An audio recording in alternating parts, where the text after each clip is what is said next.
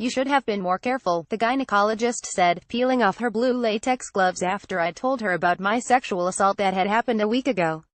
She was in her mid-40s, blonde bangs brushing just above her metal glasses. "I was 17, feet still in their stirrups.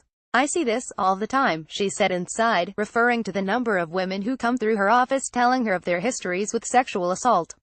"I was shocked, maybe open-mouthed, and started to cry. I'm 17, I remember thinking, as if my youth should have granted me some maternal protection from the woman examining my body.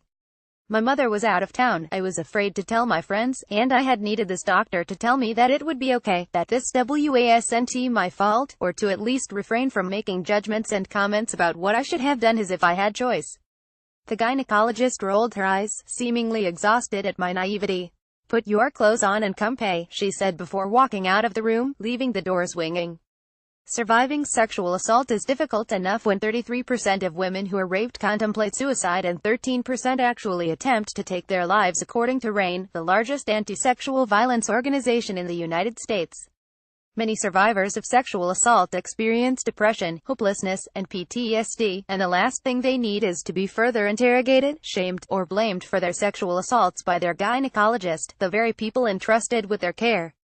But according to a survey conducted by Women's Health and RAINN, shaming and inappropriate comments, and even inappropriate touching, which is an entirely different story, were experienced by 27% of the 500 women surveyed. While gynecologists are taught to provide the best quality of care, how they choose to conduct themselves once established in their own practices is ultimately up to them. And, while patients can file a report against a doctor with their state's medical board, many of these note that complaints cannot be related to professionalism or bedside manner, giving gynecologists carte blanche to say whatever comes to mind, comments that can be more harmful to survivors than they realize. For many sexual assault survivors, especially those who choose not to report, a gynecologist is often the first person a survivor chooses to tell after the assault. One woman I interviewed, who wants to remain unnamed, was 18 when she made an appointment with her gynecologist a few months after her sexual assault. "I couldn't tell my parents," she says. "I grew up in a house where I was explicitly told not to socialize with boys, let alone date them or be sexually active. If my parents found out, they would kill me." During her appointment, she disclosed the details of her sexual assault to her gynecologist, the first person she told, who asked her if she had been drinking that night, what part of town she had been in, and why she had been out so late, all details that were relevant to how she could move forward. "I didn't tell anyone else about the assault for years later," she says.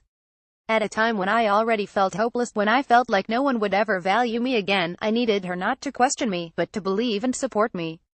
There are a number of guides and peer-reviewed articles for gynecologists on how to treat survivors of sexual assault online, but lack of information or education is not the problem.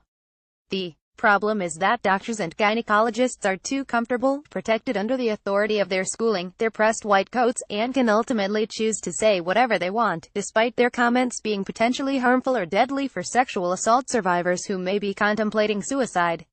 No one is really doing much to stop this cycle of shaming. It's unclear which medical schools are truly prioritizing serious education and training surrounding the treatment of survivors of sexual assault, and it feels like a moot point if gynecologists are going to disregard that training anyway.